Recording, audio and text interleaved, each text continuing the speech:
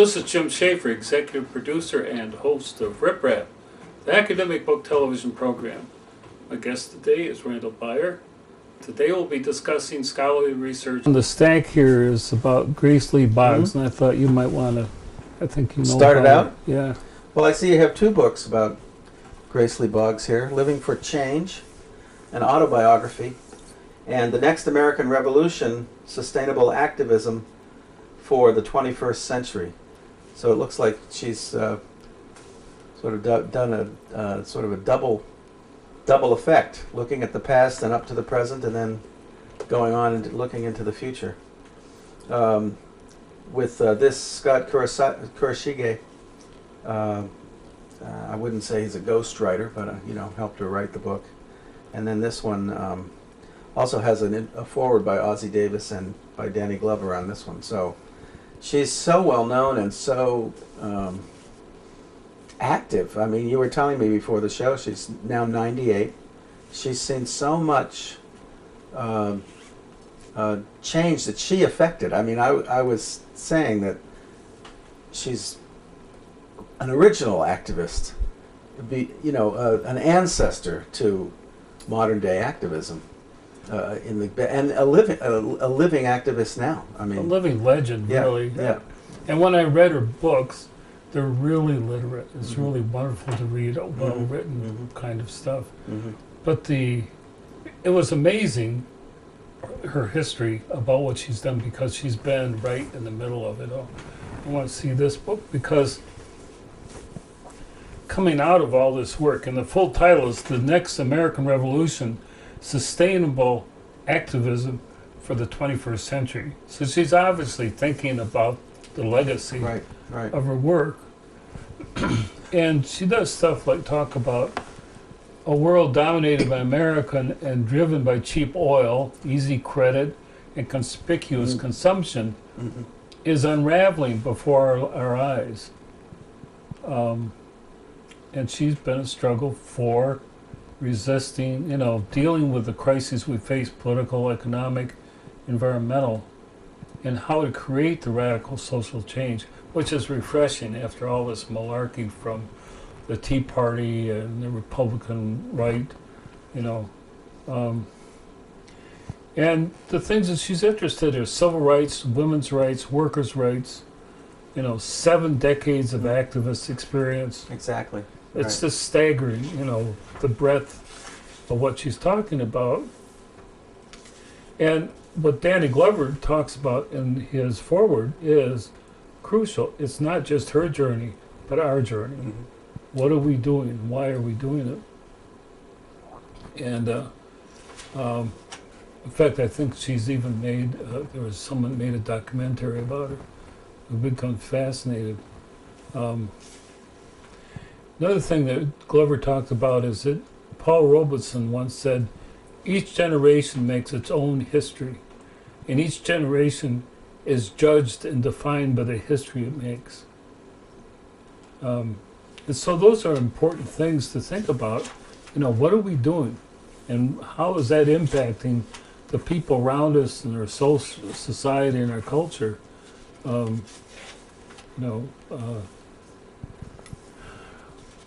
Particularly a time when, this country is facing its own deep crisis. Right. Does that mean we just cash it in and go along with the flow? And she obviously doesn't agree with that. Because she's looking at, and they talk about that in the book, is the unity of theory and practice. Not just giving the big words, but how are the big words. Another thing is to reduce the production is to counter the reduction of the production of ideas and knowledge to academics. It has to be broader than that. I think so. Well, there's a long-standing coalition of various groups of people who are working towards effective social change. I think the sustainability it's not just a fad word. I mean, sustainable is on every other cover these days, but in terms of social change and activism and progressive politics and whatnot, I think sustainability is the key, because the real idea is that you undergo a process of of I guess analysis, change, but thinking about how policies in this case, or specific weaknesses in our social structure, inequalities and that sort of thing, can be rectified, but the process of going through that understanding passes along generation after generation. I mean, nowadays there's throwbacks, in a sense, a review of Cesar Chavez, I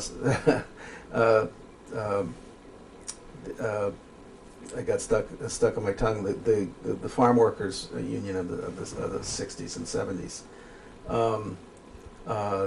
and how that movement was generated from sort of the bottom up in a certain way. But there were, issues with it. There were internal gender issues and power issues. But that process was sort of analyzing as you're going forward, or working these issues out. And in many ways, it gets replicated in standard politics. But in progressive politics, I don't want to be naive about it, but that sustainability can bring you forward into the next sort of era of whatever social issue is coming to challenge. But she lives in Detroit. Yeah. And Detroit, in a way, is a disaster area. It's declaring bankruptcy. Mm-hmm. The amount of vacant land is equivalent to the city the size of San Francisco. Mm-hmm. But what I like is she reminds people that Martin Luther King called for a revolution of values against the giant triplets of racism, militarism, and materialism. Mm-hmm. And that places it centrally where we need to go. Mm-hmm. So on the one hand, the Packard plant in Detroit, which has been a notorious site of decay and just, it's just mind-boggling. A guy actually bought it and has plans to redo it into a more constructive thing. And it's that kind of vision for taking what was good out of the, attempt to develop material good and then work forward into the future. And we've got to do this, because otherwise it's just a disaster. There's a tension, I think, that Grace Lee Boggs has pointed to over her activist life, I guess. The tension between the common person, the working person, versus the elites. And that's really being played out in places like Detroit now, because a lot of this attempt to bring the city back and whatnot is catering to development that actually benefits elites more than the working class, or just something as simple as a new bus system. In other words, condensing the bus system into something that might work, but that eliminates lots of neighborhoods to have active flow of transportation. So getting across town and things of that nature, the demographic and the geographical impact can really have some negative implications for that.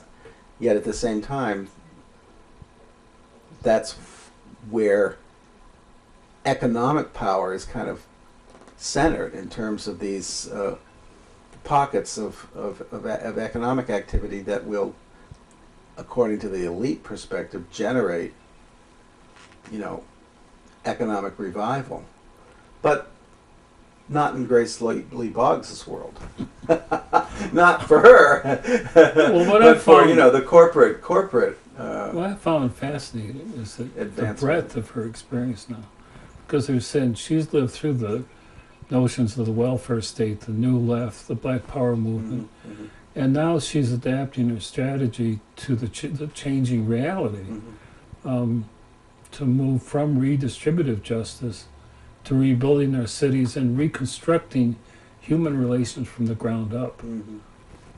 So this means going beyond the politics of minority grievance to developing multiracial strategies to combat a system that's multinational in scope. Mm.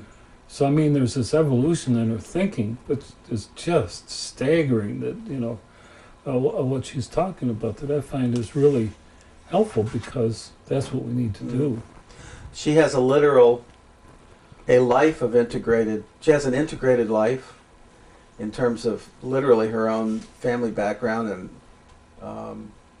and personal life, but also the political frameworks that she's able to generate among people has been, very successful. What's And interesting, inspirational. they said that, you know, she's looking to the future now, Mhm. not just the present and the past. And she begins her discussions with, what time is it on the clock of the world? So she's asking people to think globally about social conditions and to see our interconnection with all beings of the earth. And to challenge people to think philosophically about our place in human history and the role that we play in shaping the future. That's very deep, and that's, I think, I agree Right. with her about needing to do that. She's saying we're at a global moment. And it's true, I mean, in terms of economic or social realities, everything is connected in ways that, a generation ago was just not true. Well, and there's this important thing that she's talking about. You can't just disown yourself. You can't say, no, that's not my problem. I don't want to talk about it. I have students that are talking about, there's this issue, that, and they want to walk away from it. It doesn't resolve it. But this is not new. I think she has tapped in and probably helped create thinking and awareness because of her impact on social activism and whatnot about that kind of approach. Because I remember in the height of the protest movement against the Vietnam War and the link between integration, Black Power, the effect of the war in Asia, in Southeast Asia, those and economic issues surrounding them, those were all linked together as a global global sense. Supplying the poor and working class people, minorities, people of color, to go fight that war against against the Vietnamese, and for a kind of economic and global power that would really just benefit elites and corporations and whatnot. She has some pretty devastating things to say about George Bush. Well, surprise, surprise, surprise. But she says he represented the end of an era. Mm-hmm. So it's not enough to blindly pursue war. Yeah, it's not just the low-hanging fruit. I mean, It's she's not making a enough to criticism just of, right.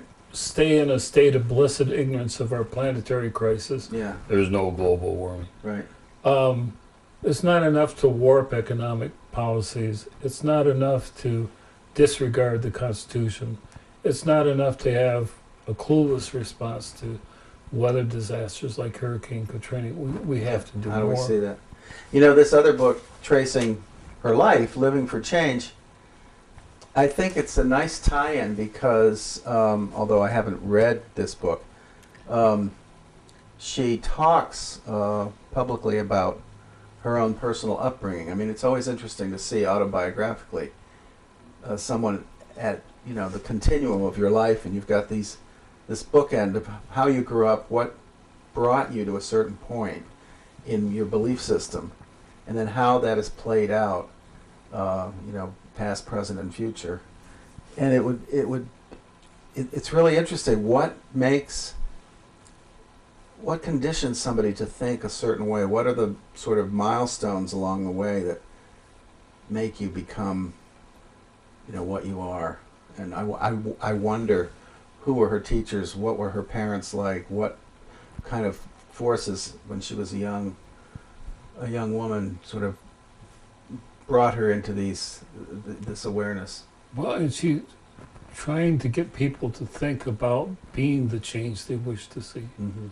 That's more than just being along for the ride or being a viewer of television. What do you want to see, and what are you willing to do and change within yourself that result in the change you'd like to see? That's hard. That's a hard thing That to comes do. out culturally in all kinds of phrases along the way, like, if you're not part of the solution, you're part of the problem. Or even something biblical, do unto others as you would, have them do unto you. For example, she talks about families and people working longer hours. So there's a constant concern about childcare. Which It's we all- completely denigrate in Yeah. our culture in general. But that's only part of the issue. Mhm. We need to also look at elder care Mhm. and caring for each other. What are we doing in a caring way with the people that we come in contact with in our daily lives and jobs? And are what we're doing nurturing, or is it adding to the chaos of global industrialization? That's a huge question. Really, she's trying to get people to think about. Right. Are we participating in producing and exploiting cheap labor? Yeah. Women, children, of people of color, immigrants, rural to urban migrants. This is what we don't see when we buy something on the cut rate prices at Walmart. That's the global impact. There are thousands of sites around the world that are taking, the natural resources, including the labor pool, and basically churning out low-cost goods for the rest of the world, and primarily that imbalance between the developed world and the third world, if I could use that, or the developing world. Well, what's interesting is not only to take our involvement, but she says to regard these times as opportunities to grow our souls. What a fabulous concept. That instead of looking at it as a bad time, a difficult time, look at it as an opportunity of growth. You're sounding like an educational administrator right now, Jim. It's not a threat, it's an opportunity. It's not a challenge, it's an opportunity. But she's right. I mean, don't you think any kind of generational movement, political change, social change, isn't that always an opportunity to grow your soul? Always. But she talks about the ones she's grown through: the Great Depression, fascism, Nazism, the Holocaust, World War II, the A-bomb, the H-bomb, Hiroshima, the Cold War, the Korean War, McCarthyism, the Vietnam War, 9/11, and the Bush administration. She said perhaps 80 million people have been killed in wars during my lifetime. 80 million. And it keeps going on. And the other thing that is remarkable is how subtly some things get back on the table. I was just listening to a discussion on television last night about the common assumption that nuclear devices, weapons, could actually be brought up into the conversation about defense strategy, global power, this and that. How it actually almost subconsciously is accepted by us because it gets into the discourse. Why does something as like nuclear, the possibility of a nuclear device, why does that get into the discourse? It's like those people that control the discourse aren't saying, wait, that's not an option. And it becomes subtly, we, listening to this discourse, internalize the fact that could be an option. And it's coming back again. It's really... I found it how does fascinating this when work? we talked about this is the people who were in the Manhattan Project that developed the atomic bomb never fully thought about the impact of creating it until it was dropped. Then it suddenly... And they they realized dropped it, of course, before they finished the final test Yeah. to know how horrific it was. And I think that's a very useful lesson. We need to think about the impact of what we're doing Yeah. on other people.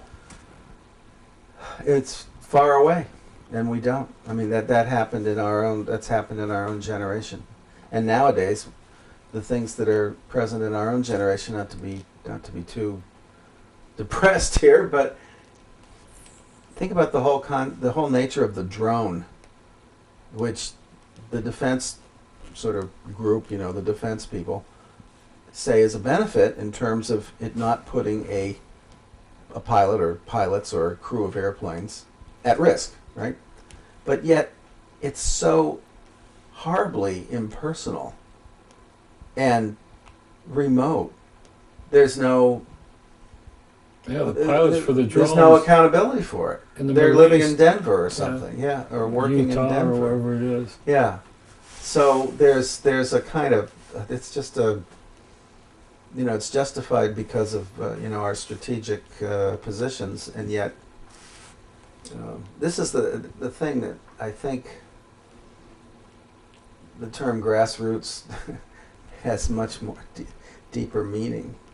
Change from the hard work of really getting to know your neighborhood, your people, your political situation, your social situation. It really takes that kind of intimacy to make change. Well, empires, where our empire is now, get into these issues, and she's raising the questions. What will help us confront our own hubris, our own irresponsibility, our own unwillingness as individuals and a nation to seek solutions? Well, she's asking the same question that the Greeks were asking. Yeah, as they were coming to an end, And thinking, not- what have we done? Yeah, right, and not questioning the fact that it's hubris already. She also says we live at a dangerous time because these questions are no longer abstractions. Mm-hmm. We must be mindful of the mess we're in and the damage we must do. Mm-hmm. Our political system became so undemocratic and so dysfunctional. We've been saddled with a president, talking about Bush, unable to distinguish between facts and personal fantasies. But that's typical of an empire. Mm-hmm. At this age, you get people that are in a state of complete delusion about what's going on. And also the pursuit of material and technological growth, it's endless because the empire has to survive. Has to keep generating. And it needs the resources to keep It just that has going. to keep pulling more and more. So I think that, this is some wonderful writing raising these questions again about, what are we doing and why are we doing it that way? Mm-hmm. Mm-hmm. She also mentions, about those that are all concerned with spirituality now. This new awakening to the divinity or sacredness within every human being is what Armstrong means by spirituality. A leap of faith, a practice of compassion based on a new belief in the sacredness of ourselves and other selves. Then she says we need to see the distinction between this concept of spirituality and what many practice as religion. Religion is a belief in a body of ideas. Religious people tend to be doctrinaire. They prefer being right to being compassionate. Mm-hmm. And, using that justification, the Medicare benefits have been cut, unemployment benefits have been cut Mm-hmm. by huge amounts, and there's people. And then she Well, I know we've talked about this before. I mean, our particular society is based so much on the even the metaphors we used to talk about. That what's the return on investment? What do I get out of it? Well, that doesn't work so much for me. It's a win-win. All these terminologies are all based on this kind of economic profit. Profit assumptions. I mean, it's profitability is kind of what's behind everything, and you don't do something for even sharing equal cost, right? Everything has to have sort of another benefit to it, and that's kind of harmful for social thinking in a way. At least among progressives, anyway. I don't He know. talks about conferences, about another world is possible, to recognize it's futile to keep calling on elected officials to create a more just, caring, and sustainable world when we ourselves must begin practicing the social realm, the capacity to care for each other. Yeah, exactly. Well, we've come to the end of another program. Yep, great. So thanks for being on we Rip Rap. really covered the gamut yet again. Yeah. Thanks Thank for you. having me.